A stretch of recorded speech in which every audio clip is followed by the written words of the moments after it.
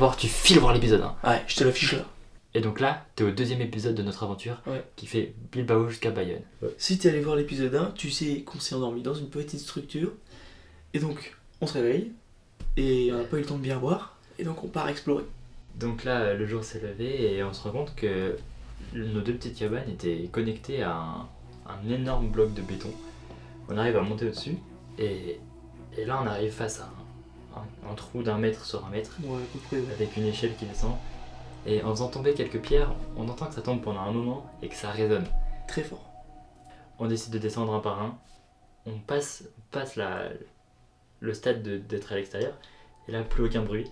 Et là, franchement, l'ambiance était pas effrayante, mais... Ouais, très particulière, on va dire. Particulière. On peut dire effrayant. On s'est rendu compte que c'était une grosse citerne d'eau qu'ils avaient mis au haut de la montagne.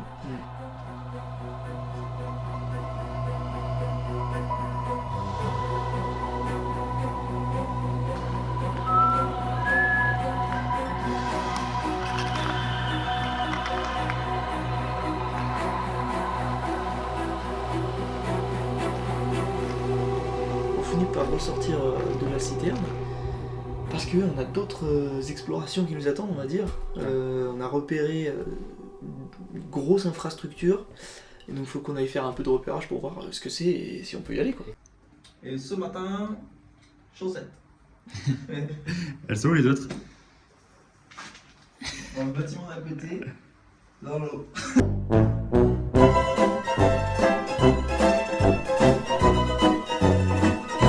Les chaussures elles sont trempées. J'ai pas envie de tester, Teste pas. Moi je teste mais je te dis pas. Ok, ça va. Je t'avais dit de pas tester, putain. Bon les gars, c'est le moment. Hop, on finit nos affaires. On met nos chaussures et on y va. On essaie de passer par la mer, on va dire. Parce qu'en gros, on avait repéré des petites structures qui étaient comme des tunnels qui pouvaient peut-être traverser la montagne. Pour accéder directement à l'intérieur. Donc on descend auprès de l'eau et là on trouve un tunnel avec de la lumière au fond. On sait que c'est très très loin parce que la lumière est toute petite. Mais on s'y aventure. Exactement. On marche et puis en fait la profondeur de l'eau commençait à augmenter, quoi. Ouais. Et le tunnel était face à la mer et la marée montait. Et donc on a eu peur de se retrouver bloqué à un moment pas du tout opportun. Donc on a préféré ressortir et trouver un autre accès plus safe. On décide de faire le tour du bâtiment et en fait devant il y a une énorme digue. Mais franchement une digue, vous avez jamais vu une digue de cette taille. Et on se dit que si peut-être de l'autre côté de la digue, il y a un accès. Et là...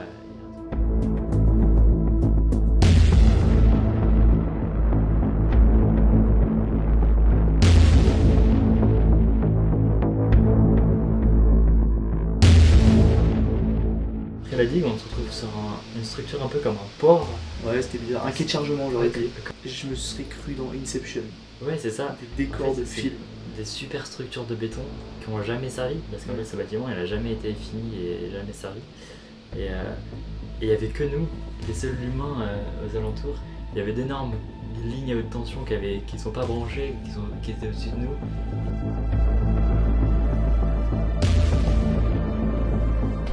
On rebrousse malheureusement chemin, parce qu'on ne trouve pas d'accès de ce côté-là non plus. Et on décide donc de passer par le premier accès qu'on avait vu, en fait, qui était vraiment le grillage en face, quoi. Il y avait un petit trou de souris et on savait qu'en écartant un peu et en se faufilant, on allait pouvoir passer. Ouais. On prend une respiration, parce que là l'ambiance est pesante et on se file l'un après l'autre. Attendez, mais on vous a pas bien expliqué dans quoi on rentrait là. Ce bâtiment, c'est une centrale nucléaire. C'est la centrale nucléaire de Lemoise. Dans les années 70, l'Espagne met en place un grand projet nucléaire. C'est pas loin de 40 réacteurs qui devront être construits dans tout le pays.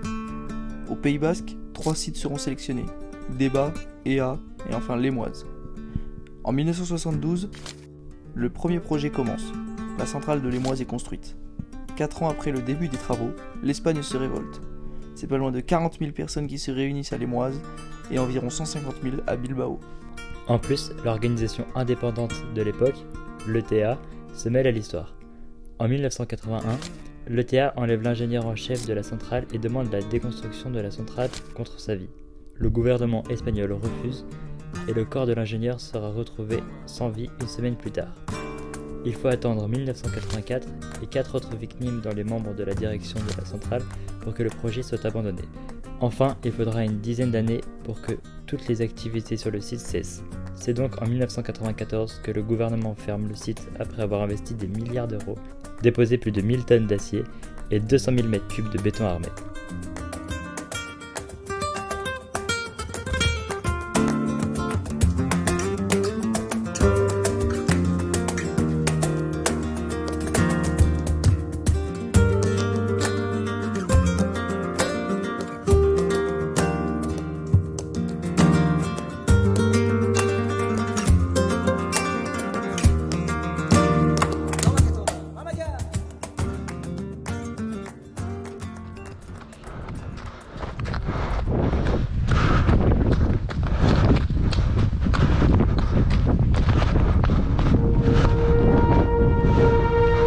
Ok.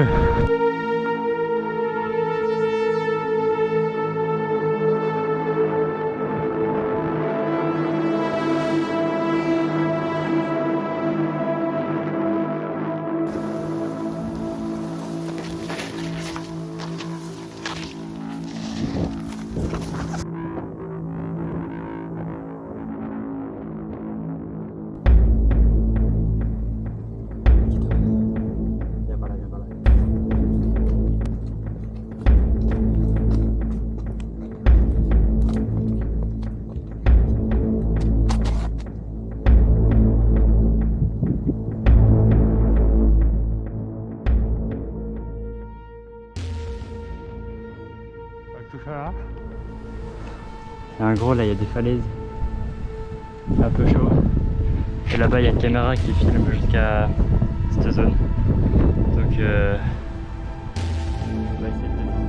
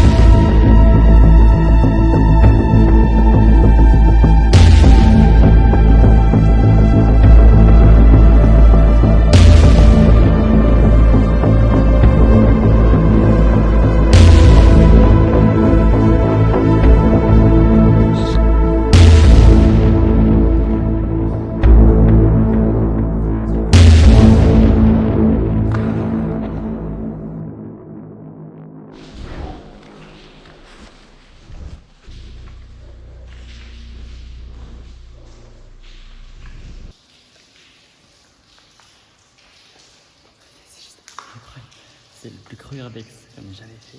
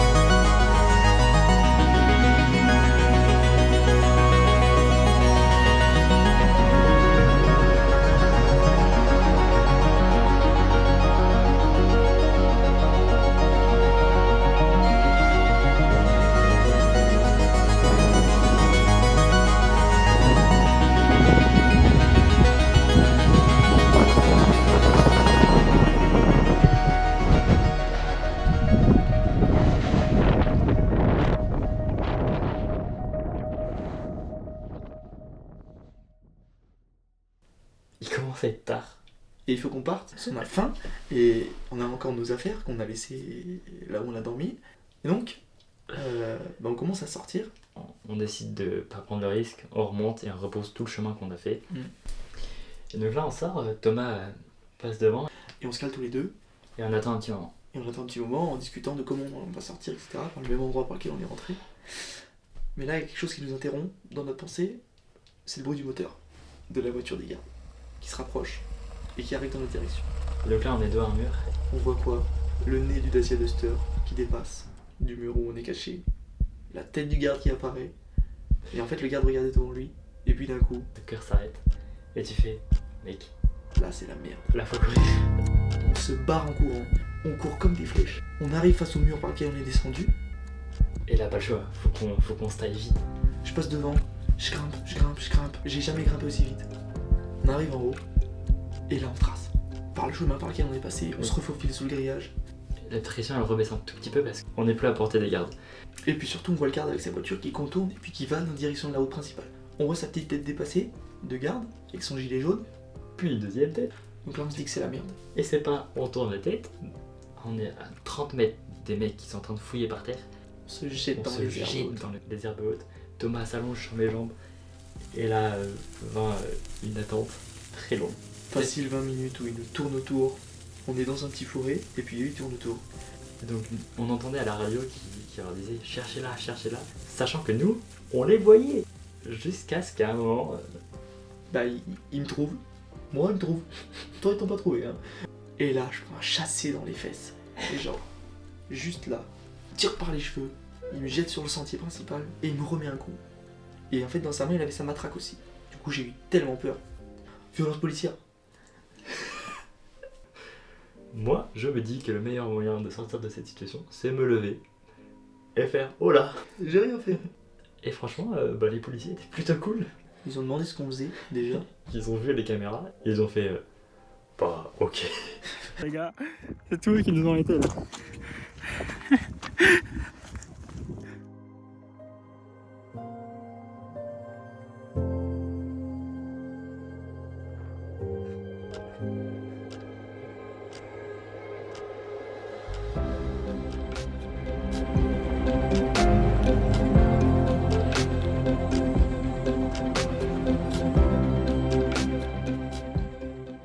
Après toute cette pression qu'on a subie, donc on décide de reprendre la route, direction la prochaine ville pour pouvoir manger. Parce qu'en fait, on n'a plus de course. On se décide de quand même de faire du stop sur cette route. Au cas où, tu sais, Non, sachant qu'il y avait une voiture qui est passée toutes les 10 minutes. Une Fiat 500, nickel. blanche, On décide de refuser, et puis elle insiste. elle assiste.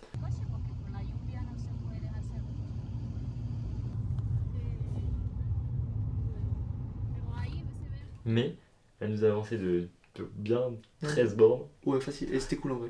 Oh, t'as acheté des bons trucs là? Tiens, déjà, regarde, juste ça, c'est pour maintenant, c'est pas tout de suite. En bouffer un truc chaud, ça n'arrive jamais ici. C'est mieux mes frondes. Mais il se fait tard, et on décide donc de prendre la route direction. Les Quitos.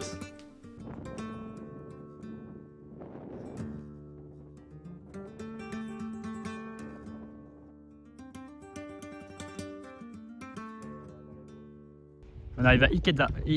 Artel. Iketska. Et c'est une communauté de Sarakots. Oh bâtard. Fini de monter, mais on redescend. Je pense que ça suit la côte. Hein.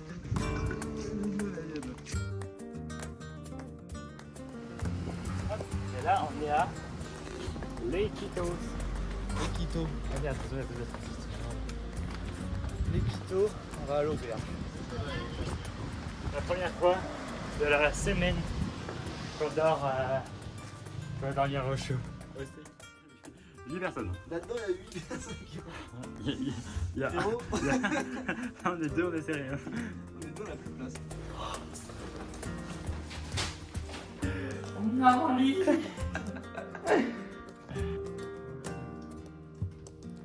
On a trouvé des micro-ondes d'ailleurs. Je ne pas là, un micro-ondes. On s'en fout.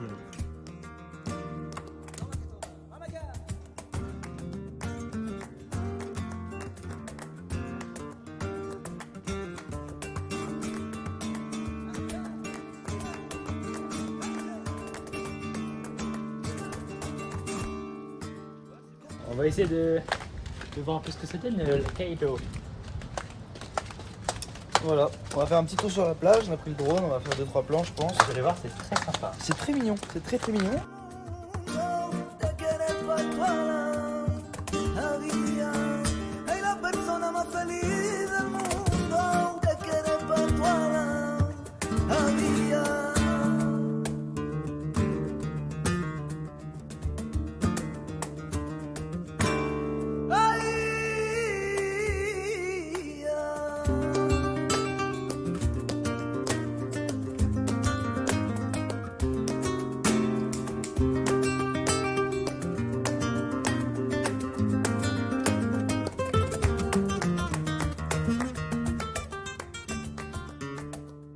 Bon, fin de l'épisode 2.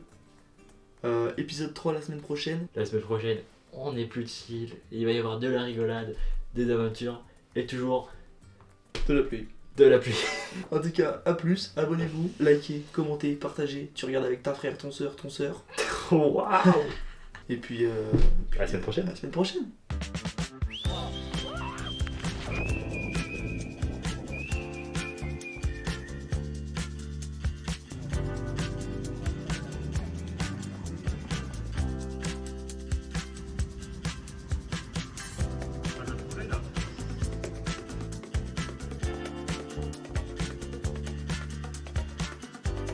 On va faire quoi là, frérot?